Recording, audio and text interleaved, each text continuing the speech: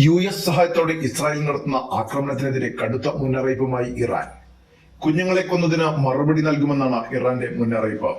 ഇതുവരെ പ്രയോഗിച്ചത് പഴയ ആയുധശേഖരമാണെന്നും വരാൻ പോകുന്നത് ഇതുവരെ കാണാത്ത ആയുധങ്ങളാണെന്നും ഇറാന്റെ മുന്നറിയിപ്പ്. ഇസ്രായേൽ ഇറാൻ യുദ്ധം മുറുകുകയാണ്. ഇറാൻ പരമോന്നത നേതാവ് ആയത്തുള്ള ഖമനയുടെ കൊട്ടാരം ഇസ്രായേൽ ആക്രമണത്തിൽ തകർന്നു. ബിനാബിൻ സ്കൂളിന് നേരെയുണ്ടായ ഇസ്രായേൽ ആക്രമണത്തിൽ 57 കുട്ടികളാണ് മരണപ്പെട്ടത്.